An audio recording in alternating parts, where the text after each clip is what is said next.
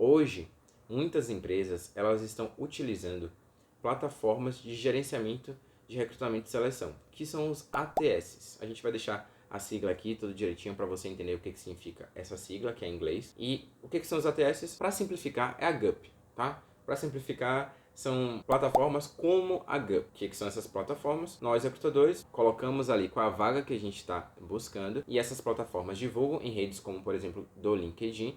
O candidato coloca lá o seu currículo, coloca lá o seu cadastro e a gente consegue fazer todo o gerenciamento do processo seletivo dentro dessa plataforma, seja GUP, seja aí Greenhouse, Inhire, qualquer outra plataforma, qualquer outro ATS que a empresa esteja utilizando. E aí o que eu estou vendo hoje muito no mercado, no mundo corporativo? As empresas não estão fazendo mais processos seletivos aí de uma forma manual ou então com planilhas do Excel. Elas estão utilizando essas plataformas. E os ATS, eles utilizam algoritmos, utilizam aí robôs para poder ajudar os recrutadores para não ter aí milhares de currículos para avaliar. Tem um vídeo que eu coloquei aqui dentro do canal, a gente pode deixar a indicação para você assistir depois, em que a GUP ela explicou como funciona o algoritmo deles. Se você ainda não assistiu esse vídeo, assista depois para você entender um pouquinho mais de como que funciona o algoritmo dessas outras plataformas também.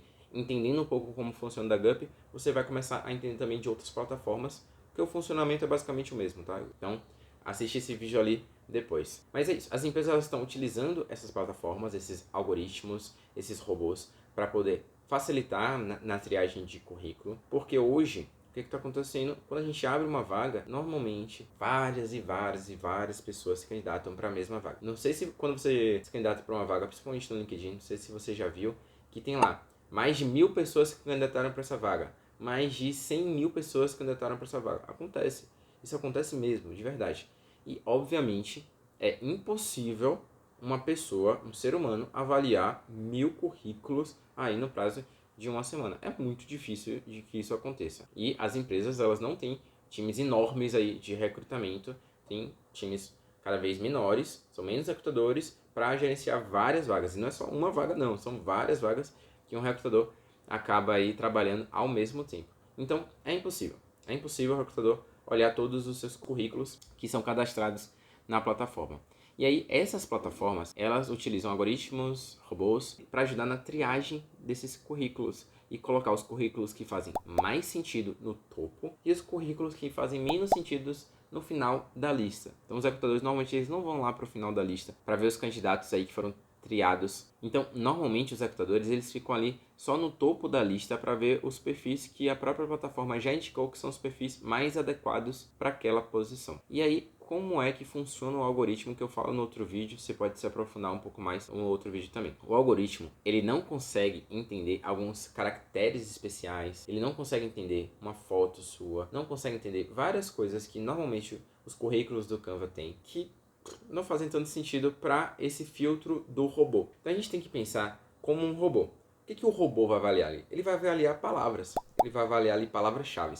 Até se você colocar, por exemplo, uma coisa que eu falo em outros vídeos, inglês 3 estrelinhas. O que significa inglês 3 estrelinhas? Para você pode ser um inglês intermediário, para mim pode ser um inglês avançado, para outra pessoa pode ser um inglês iniciante. Então, utilizar esses formatos que tem aí no Canva, muito bonitos, muito artísticos, não faz tanto sentido pensando nesse foco de robôs, pensando nesse foco aí dessas plataformas. Porque o robô ele só vai entender se você colocar inglês intermediário ou inglês avançado. Tem que colocar exatamente essas palavras. Então, pensando no mundo corporativo em que a maioria das empresas estão contratando ATS, estão contratando essas plataformas para fazer o processo de gerenciamento do processo seletivo, a gente tem que se adaptar também. E aí os currículos no Canva não fazem mais sentido por conta disso.